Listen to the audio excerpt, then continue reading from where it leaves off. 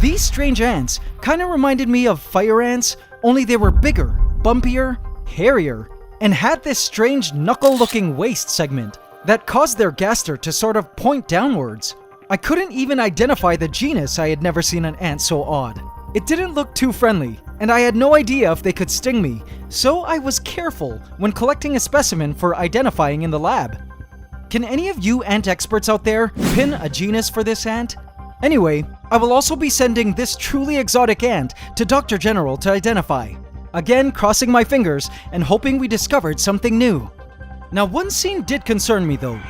At one of the trees at the ravine, I noticed a mob creating a commotion.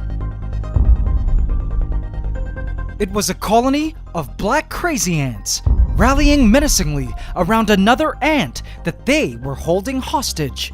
The black crazy ants had seized a big-headed ant, which tried unsuccessfully to break free. This was an invasive ant species in the process of dismembering and killing a native ant species. It was not good. The invasive ants had already begun to creep into our forest to wreak havoc. AC family, it was now time for us to initiate Phase 1 of Operation Ant Paradise and help stop this encroaching invasive ant threat to our forest. Please subscribe to my channel and hit the bell icon. Welcome to the AC family. Enjoy.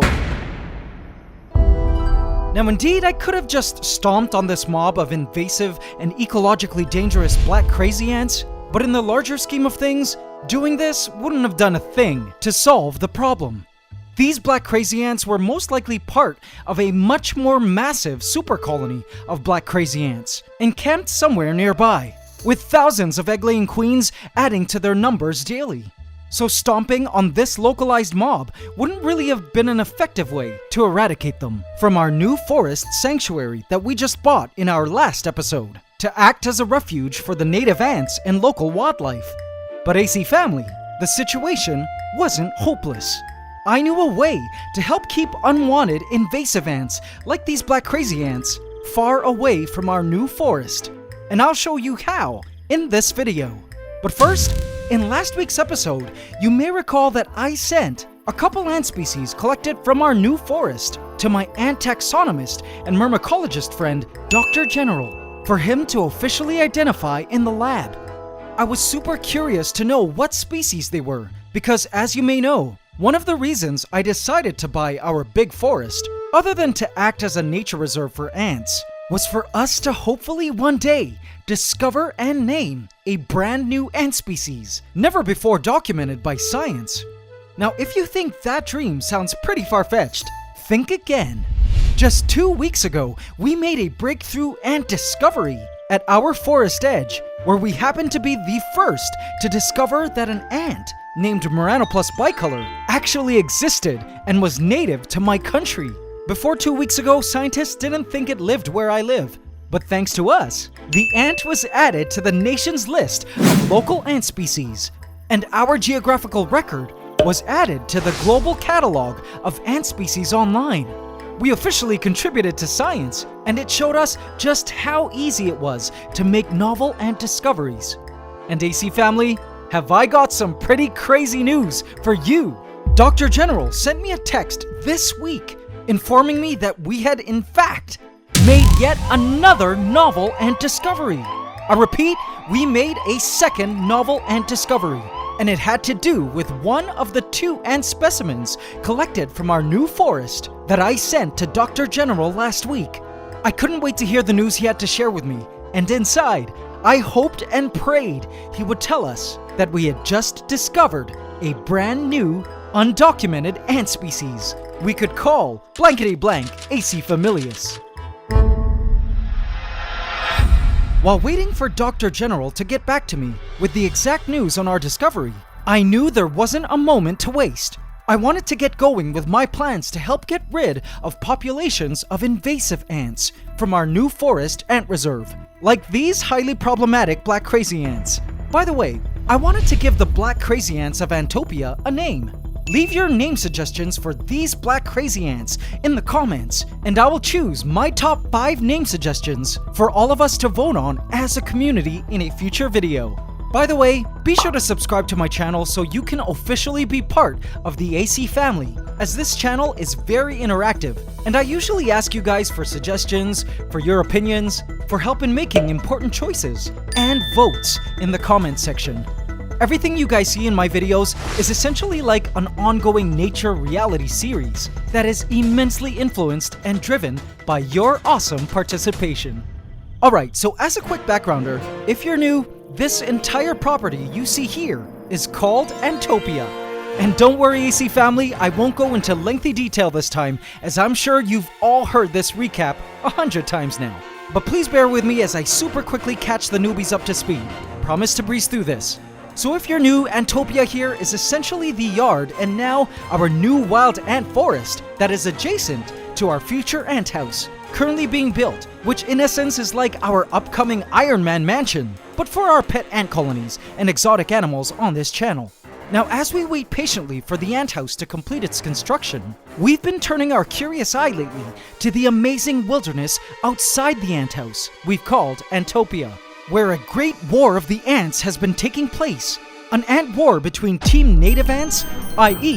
the good ants that we definitely want around because they keep the ecosystem healthy, and Team Invasive Ants, like these black crazy ants, who are invading ants which have migrated from other countries due to human activities that we don't want around, due to their ecological volatility and how they drive out our native ants, or as you can see here, how they kill them in cold blood. So AC family, in order to solve the ant invasion crisis and keep our new ant forest and nature reserve healthy, I came up with a plan which I call Operation Ant Paradise. And I think you guys will love what I'm about to show you. Preparing to play God in 5, 4, 3, 2, 1. I received a text. OMG, it was Dr. General. Hi AntsCanada, he wrote. The ant you sent of unknown genus is Dilobocondyla, and she's a beauty. Dilobocondyla? Not only had I never seen an ant like it before, I also had never heard of that genus before. Good evening, Dr. General, I texted back. Wow, Dilobocondyla. I will have to look that genus up, but I couldn't help but ask the big question. Are you able to determine a species? To which he replied, I'm still enjoying watching it walking around. Hehe. That's cool. Guess we still had to wait a little bit longer to see if it was a brand new, undiscovered ant species that we could possibly name Dilobocondyla acifamilius. But looking up the ant genus Dilobocondyla online, I was amazed to discover that there were only 22 Dilobocondyla species described in the entire world, and that they were generally native to Asia and Australasia. But the most shocking thing about Dilobocondyla that I found leaped right off the screen at me. Dilobocondyla ants were rare. Wow! AC family, can you believe this ant from our ant forest was rare? Now I really couldn't wait to find out if it was a brand new ant species. Needless to say, I was definitely getting antsy.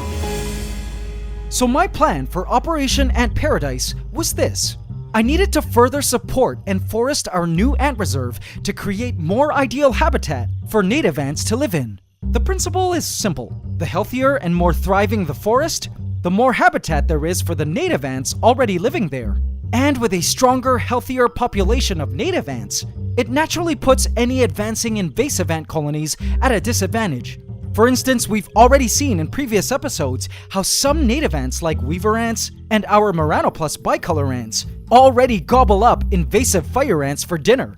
So, if we could help the weaver ants and Myrmecologist colonies in our forest get bigger, stronger, and more numerous by giving them more and better places and resources to live, then the fire ants will be kept at bay, and our forest, with all its ants and life within, would be safer. So how does one further, quote-unquote, support and forest an area anyway, you ask? Well, AC family, here's where things get really fun, and we get to play God! Just kidding, it's time to teach you some basic permaculture. Check this out, guys. So a forest is healthiest and most stable when it has all of 7 layers.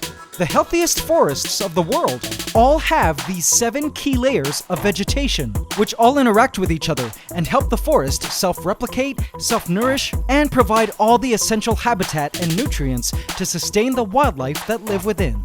The first layer, AC family, is called the canopy, also known as the overstory. The canopy are the forest's tallest trees, and in our Antopian forest here, our canopy is composed mostly of huge acacia and tamarind trees, as well as some other really massive native trees scattered sparsely here and there. The second layer to a healthy forest, beneath the canopy or overstory, is called the understory. These are the secondary trees that don't grow quite as tall as the trees of the canopy, but remain just under them. In our forest, we have trees like guava and Malabar chestnut, also known as money trees, that make up our understory. Cool, right?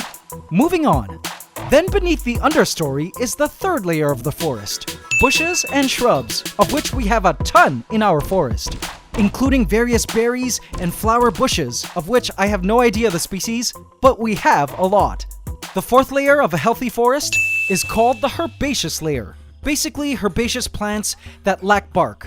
In our forest, we have banana and papaya, as well as various bamboo species growing in monstrous clumps all around. Actually, bamboo are unique in that they occupy multiple layers of the forest, including the 3 layers already mentioned. The fifth layer is ground cover, and in our forest, we again have a ton of this layer. The forest edge has expansive grasses that provide habitat to our Myrmecologist. And remember that maple leaf looking carpeting plant at the seasonal creek pathway region of our forest? Beneath all the layers is the fifth layer, known as the root system.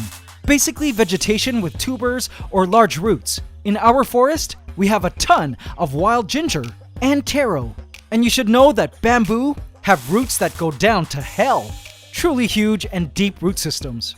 And finally, the last layer of the forest are the climbers, which wind and creep through all the forest's layers, the vines and epiphytes. Our forest ravine and creek have lots and lots of vines all around, various species of them. And at one section of our forest, we even have a massive banyan tree, which is essentially a parasitic vine that envelops the exterior of a host tree of the canopy. And so guys, these are the 7 layers of a healthy forest. And as mentioned, the more abundant the plant life in each of these layers, the more a forest is able to self-replicate, meaning continue expanding outward on its own, self-nourish by way of dead leaves and wood returning nutrients back to the soil, and provide all the essential habitat and food for the wildlife that live within, and in this case, the native ants. So going back to Operation Ant Paradise, I found that all layers of the forest were indeed present in our new ant forest. However, in permaculture, I learned that it's possible to add more to the layers of a forest, provided the plants aren't invasive, to make the forest even more lush and healthy. And so, here was what I was adding to our ant forest. To add to our overstory, the first layer, which was a bit lacking, especially at the forest edge, I planted mango. I figured mango was the perfect tree to add to our forest canopy because mango trees are an ultimate favorite for weaver ants. Weaver ants go absolutely bananas. I mean, absolutely mangoes for mango trees. I'm not sure if the ants actually eat the mangoes, or if they love the taste of its nectar from the flowers, or if the shape of the leaves make it easy for weaver ants to construct their nests in them, or if mango trees attract a greater array of plant insects that weaver ants love milking honeydew from, or if it's a combination of all of the above. But I felt a nice healthy mango tree right here would be great for our forest. This mango tree will take 3 to 5 years to mature enough to bear fruit, so it was a good thing we were starting now. I'm hoping you guys will still be subscribed to me by then. Alright, next, to add to our second forest layer, our understory, I planted Annona squamosa, a sugar apple tree. This tree prefers a bit of shade, so it was perfect here at the forest ravine. To add to our third forest layer of bushes and shrubs, I planted a citrus bush. For our fourth layer, the herbaceous plants, I planted more banana. Any banana fans out there? For our fifth and sixth layer, ground cover and root system, I planted some sweet potato. And for our 7th layer, for thick and prolific climbing vines, I planted bitter gourd and string beans. And that was it. I'll be sure to add to these various forest layers more and more as time goes on. But you may be wondering why most of these plants I've added to the forest are fruits and vegetables. Well, take note that they didn't have to be. I could have also planted other native plants and trees, which I indeed do plan to do over time. But I just figured I might as well kill 2 birds with 1 stone and start growing some fruits and veggies that I could eat myself while adding to our forest to help make it a better haven for our ants. I mean, the fruit trees themselves take years to bear fruit, so I might as well start with them, right? The beauty of it all is I won't need fertilizers for the soil because the forest's decaying material and animals would take care of that as they would in any regular forest. And I wouldn't need pesticides for my fruits and veggies because our forest here will host a ton of beneficial ants and predatory insects, birds, and other animals that will help eat the pests. It's the exact same principle that makes Operation Ant Paradise work at keeping away the pesky invasive ants. In fact, this awesome idea of growing your food in a forest is known as the food forest concept, one of the most interesting aspects of permaculture in my opinion. And if you'd like to learn more about it, I highly recommend the channel of Jeff Lawton, who talks a lot about food forests and how to sustainably grow food in a way that doesn't hurt the environment. Anyway, it made me so happy to start on our long-term journey of making our ant nature reserve more lush for the native ants and ultimately making it a true ant paradise. Now I know I keep calling our nature reserve an ant paradise, but ants are just so interconnected with all living things around them, both plants and animals, that in reality, our ant paradise is actually a paradise for all life living here. In fact, get this, AC family. In just the few months that we've been working on Antopia, the workers constructing the ant house and I have already spotted a ton of crazy wildlife, including tokay geckos, cobras, reticulated pythons, monitor lizards, skinks, flying lizards, an endemic owl, hawks, kingfishers, swiftlets, fruit bats, native tarantulas and huntsmen, butterflies, rhino beetles, and wild fowl. And I'm sure a ton more animals are out there hiding in our forest that we haven't discovered yet. So you see, our ant paradise here is by default a safe haven and food forest for all creatures, great and small, living in the area. And did you know that you too could try this at home? Particularly important if you live in a large city with not much natural habitat around. Perhaps you might want to consider building your own small-scale ant paradise or nature reserve. If you own a backyard, perhaps you or your parents might be open to foresting a part of it to help support your ants and local wildlife. You don't need all layers of a forest. I don't expect you guys to be planting a huge mango tree in your yard, but perhaps some of the other possible layers. I remember growing up in Canada, my dad was cool enough to allow me to let one corner of our yard just grow wild. We didn't cut the grass in that corner, and I also planted some garden plants and created a miniature pond. And, to my delightful surprise, that little haven of lush habitat, though small, actually went on to attract a ton of animals to the yard, including various songbirds of different colors that came to visit the pond to drink and bathe, toads that came to swim and feed, insects that loved the plant life, and indeed, ants I'd never seen before in my yard.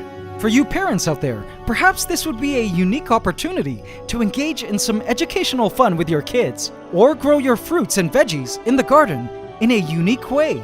And if you're a student, perhaps this might make a great science project, building a nature reserve or miniature forest in your yard. Trust me, your local ants and wildlife will thank you. Tomorrow, March the 21st, is International Day of Forests, and reforesting, as well as restoration of natural habitat and implementation of more sustainable, eco-friendly living are definitely things we need to do now more than ever and take much more seriously in light of climate change and our current trajectory in the world.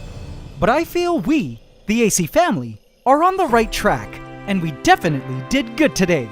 By further building and strengthening our new forest, it's an undeniable truth that the world's forests hold the secrets to our continued survival and that of the entire planet, so we need to protect them.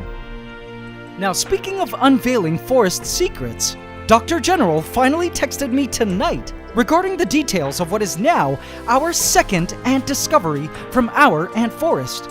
He examined the Dilobocondyla ant and had this to share about it. Hi AntsCanada, your ant is Dilobocondyla carinata, a new distributional island record. Congrats! I still have to examine the chromatogaster. Yay AC family!